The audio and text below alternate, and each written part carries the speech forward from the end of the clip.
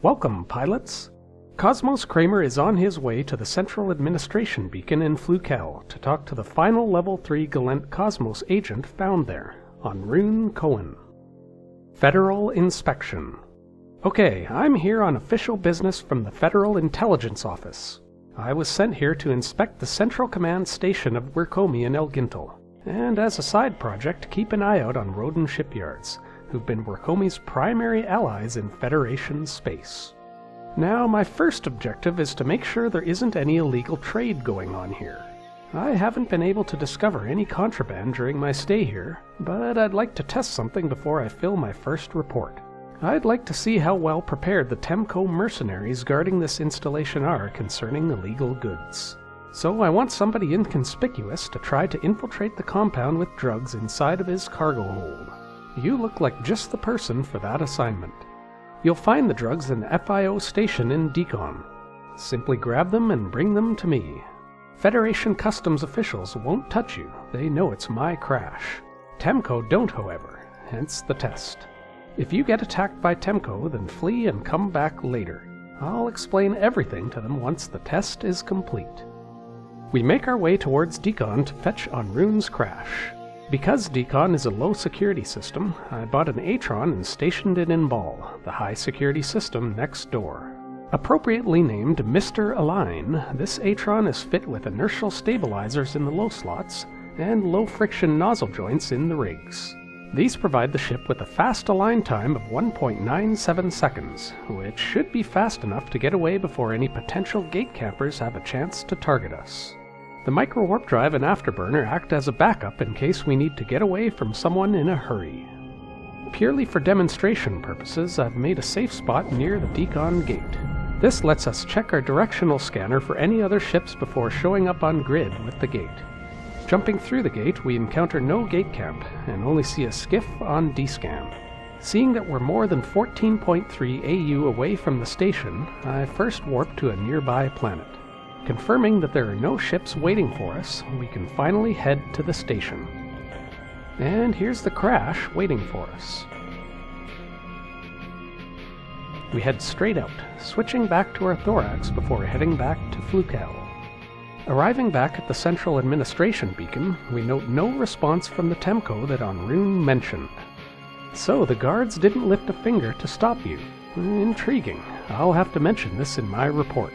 But don't go far, I have some more work for you. For your second assignment, I'd like you to investigate a Werkomi storage facility in Jolia. I stumbled upon some documents revealing its location while inside the Central Command Control Tower. They were a bit startled when I informed them of what I had discovered, so I'm thinking something fishy might be afloat there. I will upload a bookmark into your journal which sends you to a dead space pocket. Inside you'll find this storage facility. Take a look inside and tell me what you find.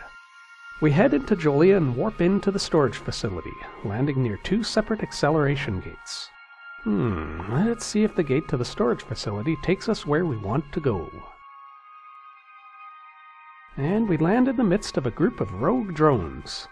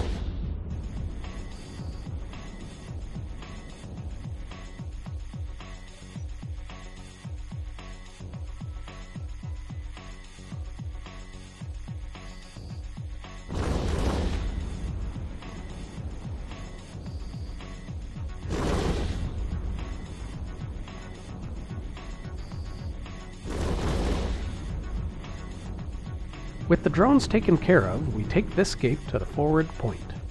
Seems like a little misdirection is afoot. Let's take the gate marked Danger, Keep Out. 3 drone guards, but there's the Workomi warehouse.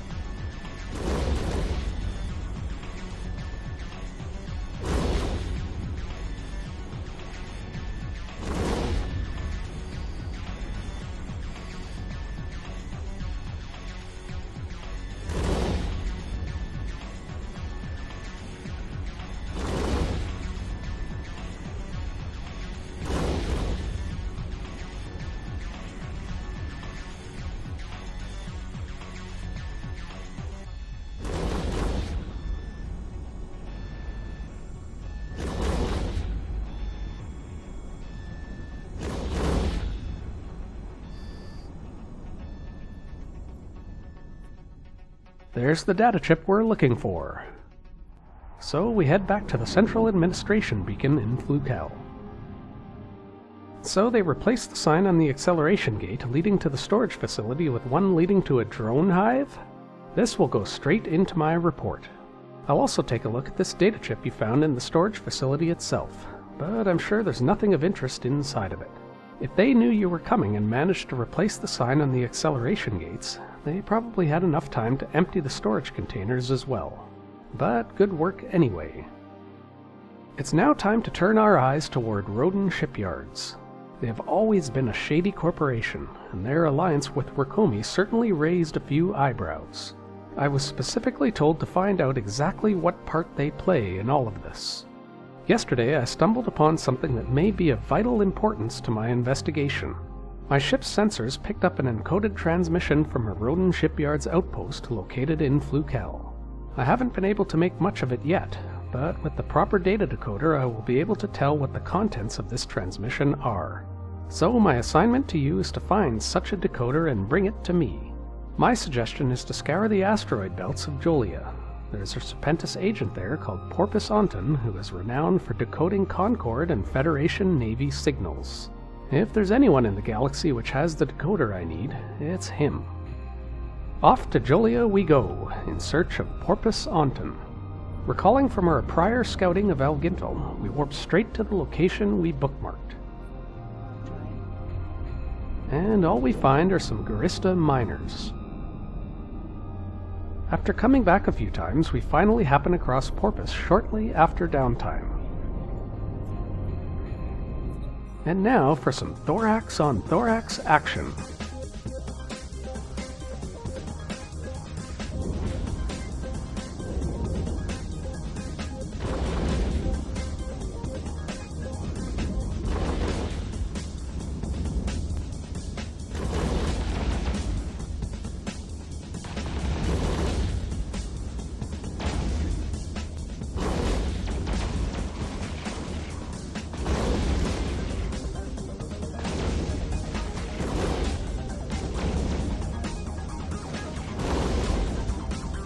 So long, Pourpas. I'm sure you'll be back soon.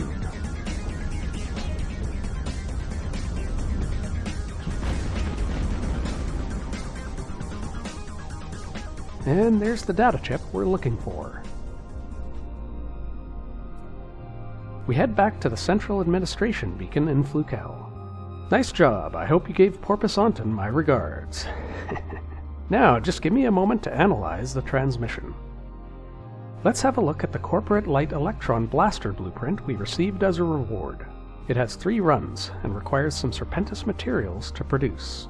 Its damage and optimal range stats are the same as the Tech 2 version. We note, however, that its activation cost is higher than the Modal Light Electron Particle Accelerator variant, which otherwise has the same stats. So we return to Onrune for the next mission. I've managed to decode the transmission, but I can't make much of it. The interesting part, though, is that it originates from Maqeri Camcen's ship within the contested Gallente Roden Shipyard outpost. I checked my database, and Maqeri is in fact rumored to be part of the Angel Cartel.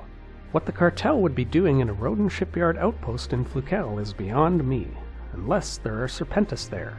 My best guess is that there are Serpentis operating inside the same dead space area as Roden shipyard, and this Maqeri is some sort of envoy from the cartel. Anyway, I must get to the bottom of this. Meet with this Maqeri fellow and see if you can convince him to have a chat with me in person. If he's hostile and refuses to speak with you, then you have my full authority to eliminate him.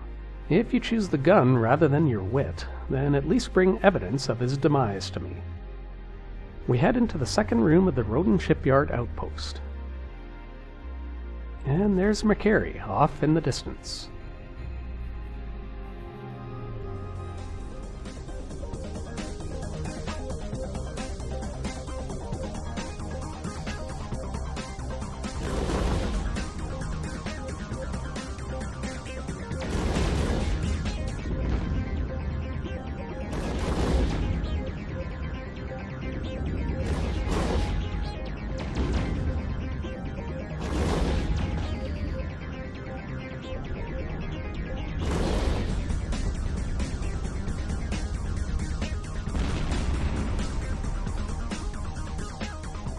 Gathering Maqeri's DNA, we head back to Atron.